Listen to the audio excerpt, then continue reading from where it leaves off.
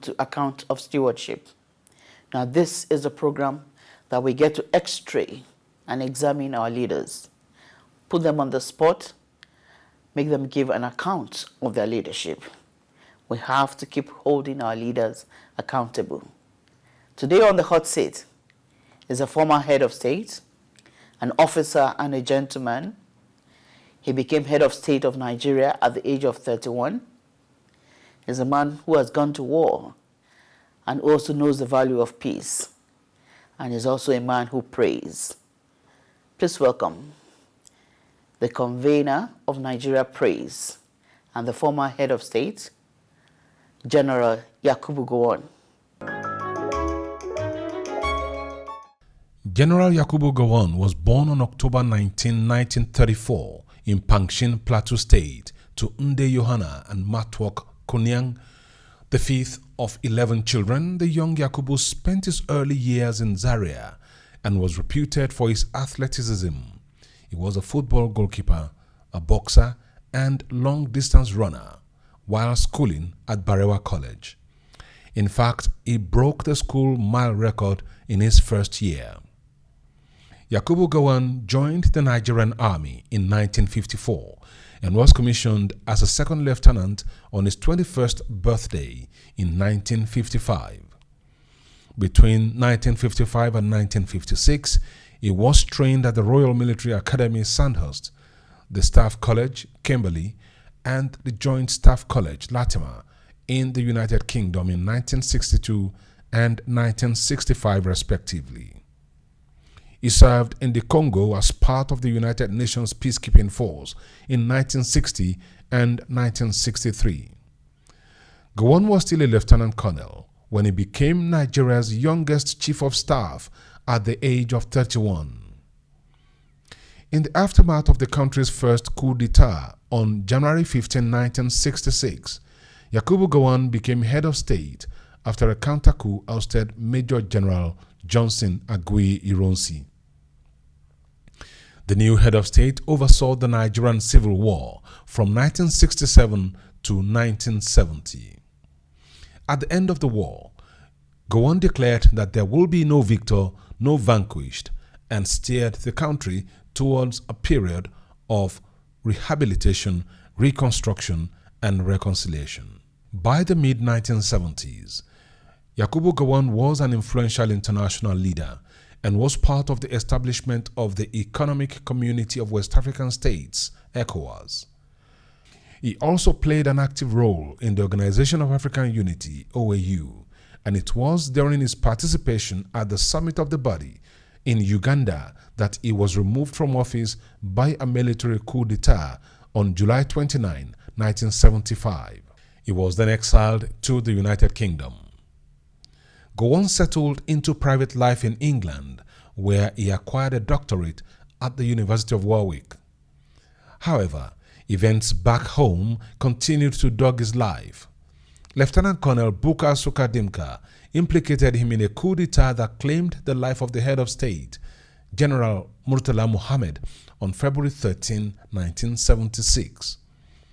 Dimka alleged that the coup was to restore Gowon to office as head of state. The military tribunal which tried the coup plotters declared Gowon wanted. He was stripped of his rank as a general in the Nigerian army in absentia, and his pension was cut off.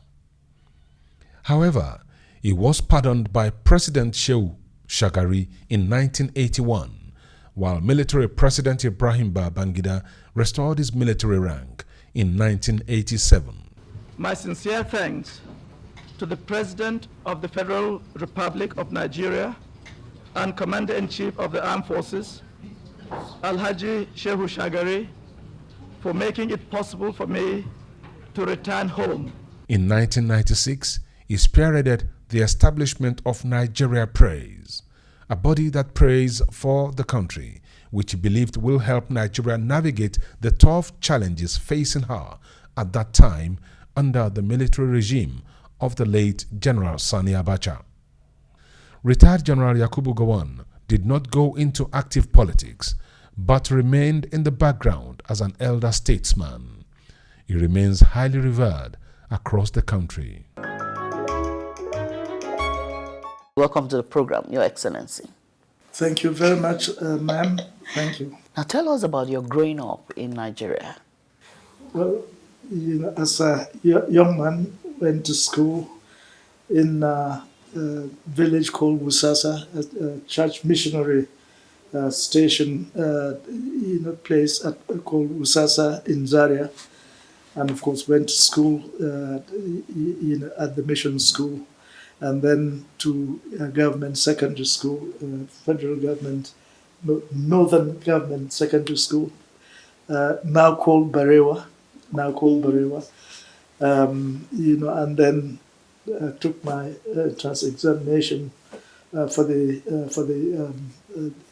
military training, and then got my training. Went for my training in Teshi, Ghana, and then from there to the United Kingdom for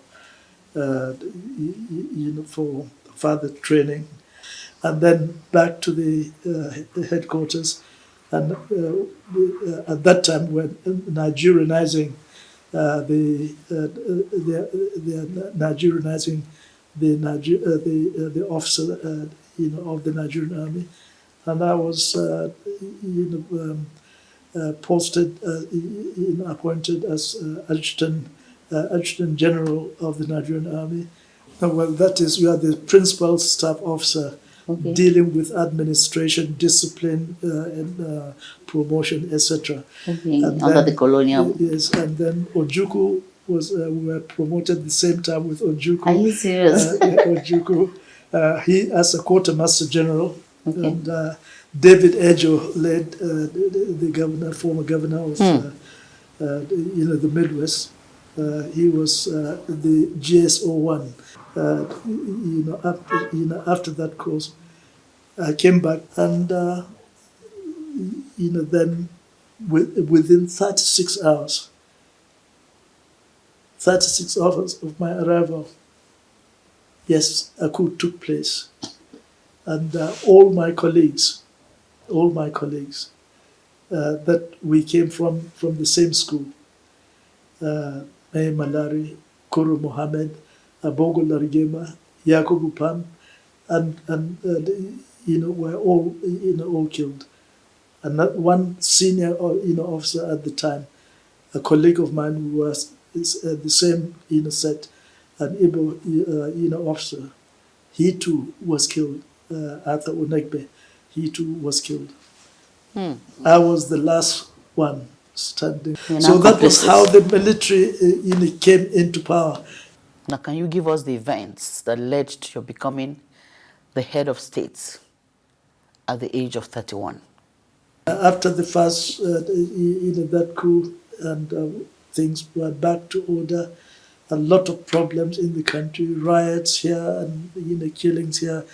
And Iransi was trying to get all the traditional rulers, to have a meeting in Ibadan.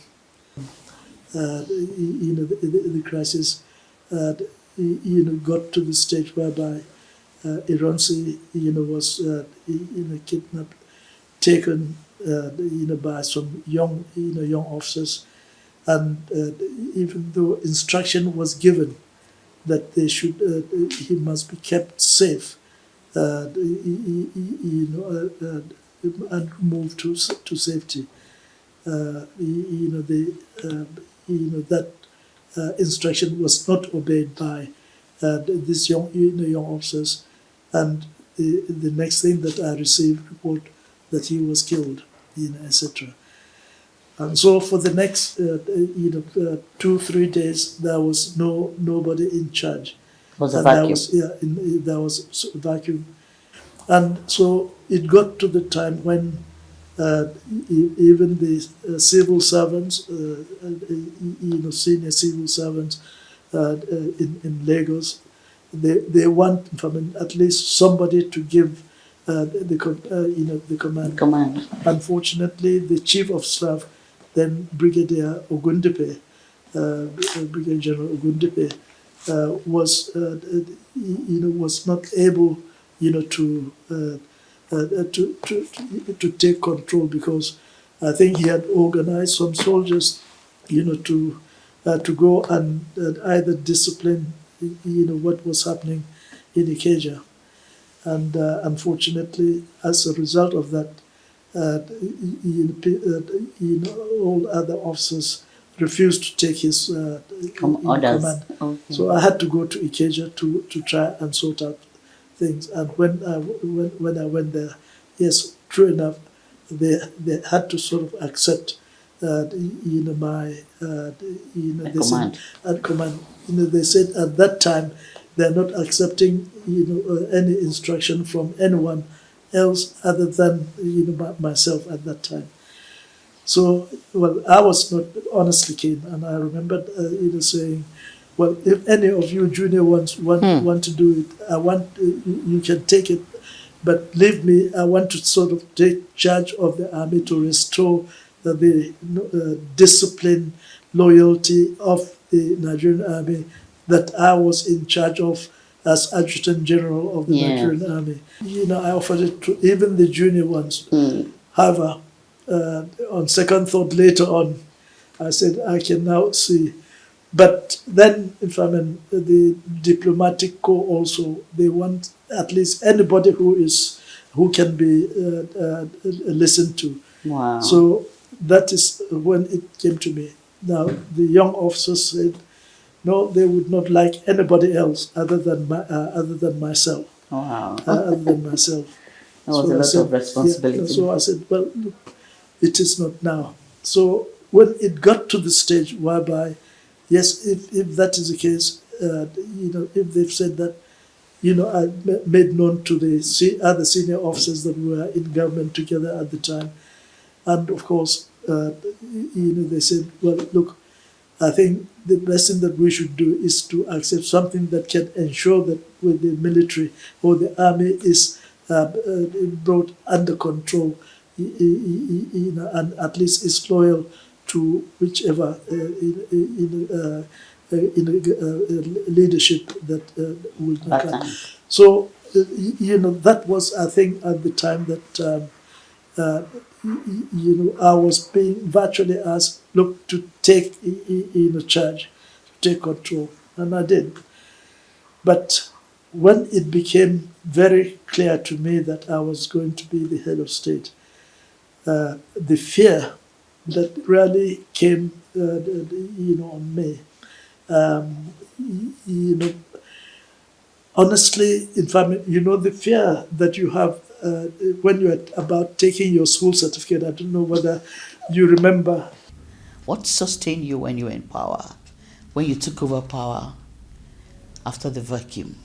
Well, so in the end, what I had to do was that I asked, when it became abundantly clear that I cannot get away from it, I asked everybody to leave the room, and I went down on my knee and prayed to God that at least God knows that it is not my wish, my intention, that this should happen. But right the way through, He has seen me through. So I prayed to God to give me the courage, of David and the wisdom of Solomon, to be able to do the right thing for the country, for the people, and for our nation. And honestly, I must admit, after that prayer, I said, show me the way to do it. You got your confidence. Yes, my confidence returned. And I know that I cannot do it. I have not been in government. I know, yes, in the army, I know what to do. I can give various instructions. But what I needed now to do was to get the cooperation of other people outside even the army.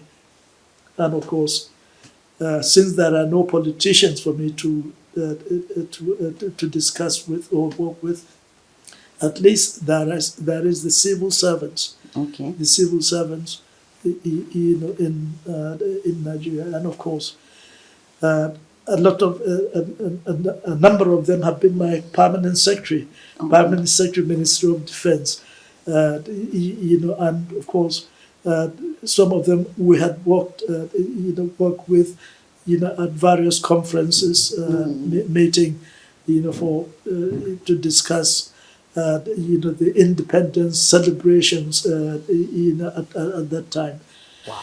And of course, so if I had to, depend on them, I said, well, how the government is done. You give advice to the to the government. So I'll rely on you, to help be able to, so that if we can work together in the interest, of the country.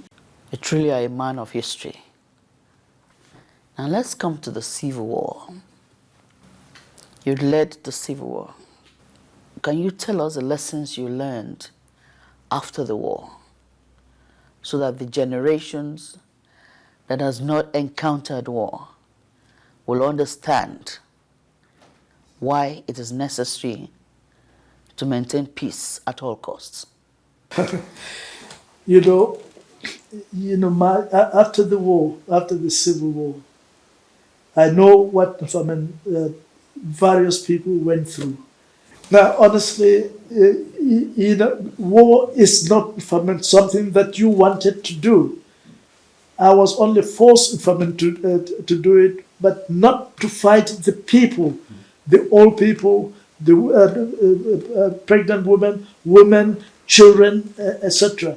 No, I think it was, I gave instruction to the soldiers. There is an instruction that how they are to behave, to look after, to protect the people, the older people. Only those who take up arms against them. That was the thing.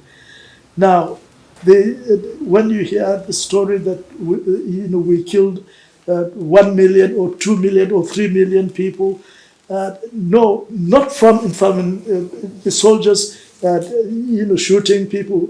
It meant they have to go shooting people right the way through. It is the people that became casualties were the people that Ojukwu and the Eastern government told to run away from these vandals, from these wicked people, from Gowon, the killer, etc. And of course, these people are running away, and as the area contracted because of our movement. And of course, I think most of people really died of either hunger, diseases, etc. Not really from the federal troops, shooting and killing people indiscriminately. It is only those who, took up arms, against. And at the end of the war, I said, and I prayed to God that Nigeria should never again go through experience, this sort of carnage. So do you think the Igbos have been rehabilitated, reintegrated, and reconciled to Nigeria properly? During the Civil War, a lot of the, or before the Civil War, a lot of the Igbo people had to leave, the country. But it is not the federal government that moved them out. It was a call from Ojukwu himself that all Easterners should leave, all Easterners should live in famine, all parts of the country. And because he was thinking or planning for probably secession at the time. And so a lot of people, left, had to leave because of that, of that call. Those that had to leave for fear of, the crashes that was taking place, were very few. Now, I understand that the chief, the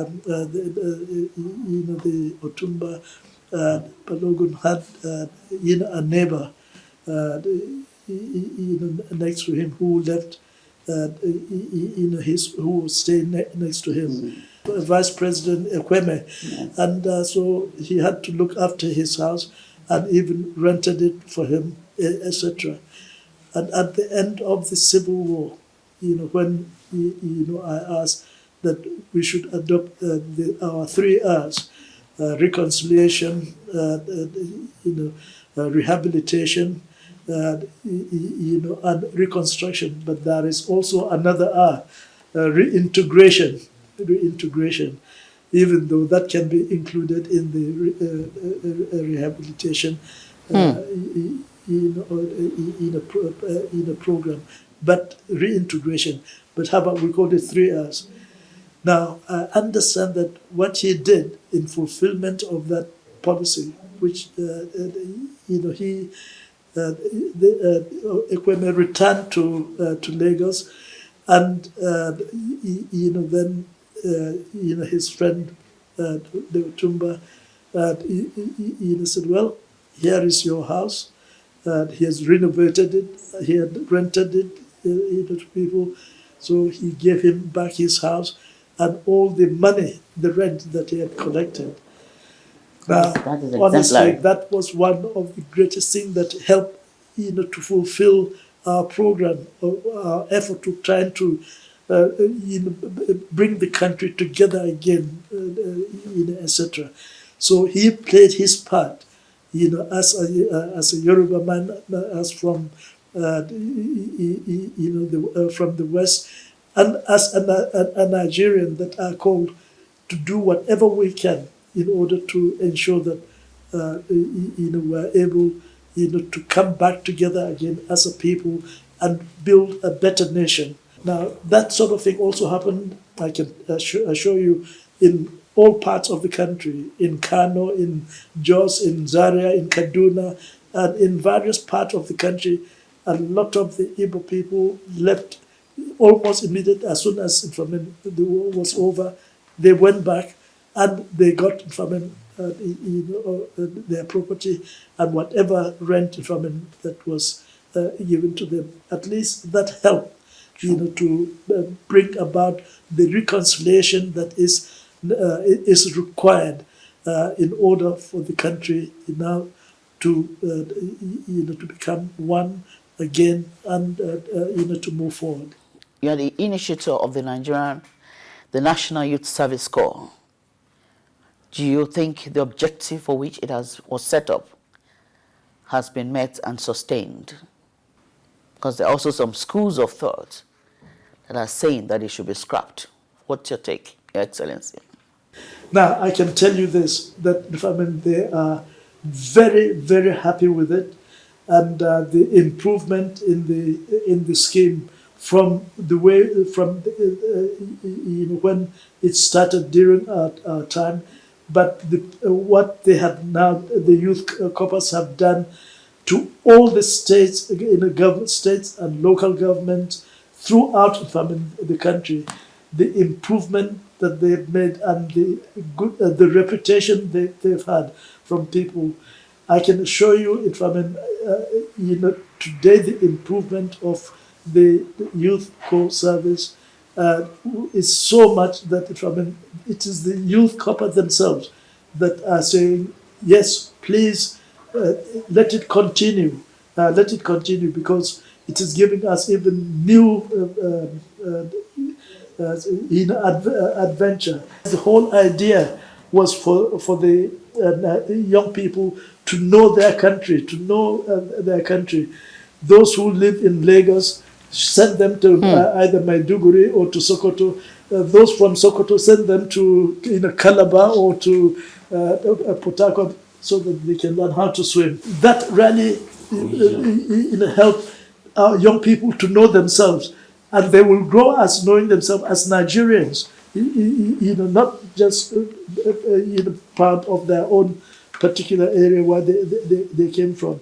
So, I can assure you, that idea is a good idea, and to help the youth, and to me, anything that can do that, so that, because they would be the future of your country.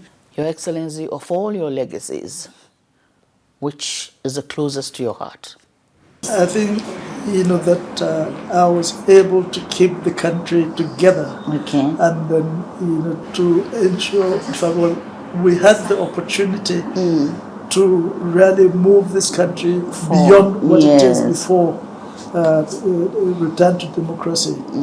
But we had, a plan, economic plan that would have taken this country beyond. Honestly, we're at the stage of even beginning to industrialize. Yes. After the Civil War, the development plan we had, that was for reconstruction, to help the country move forward. There was a speech you gave in Uganda. I don't know. I saw the excerpt somewhere, and I think it was a masterpiece. Was it written or you composed that kind of literary eloquence? So that was in Uganda. Was it in Uganda you were? That It was, caught up with you in Uganda? Kampala. Yes, I was in Kampala. Is that the one speech, that I quoted? The Shakespeare. This is Yes. Oh, as Shakespeare. I think as I said. that was a masterpiece. Did they write the script for you, or you just put from your heart? No, that's it was my. Wow. Yeah. Wow. All right, Your Excellency. I wish we had more time. There's still many questions I would have loved to ask you. Thank you very much, Your Excellency. You truly are a man of history and a man of peace. And I like at the end that you prayed. We look forward to another sequel to this interview. My name is Mayowa Oluwabi, and I've been talking to His Excellency, the former head of state, General Yakubu Gowon, retired. And I believe that you have learned a lot from this interview, just like I have. I'm in awe of that history and the man behind the history. Thank you for watching. God bless Nigeria. It's a wrap on account of stewardship. And please, let's keep holding our leaders accountable. Thank you for watching.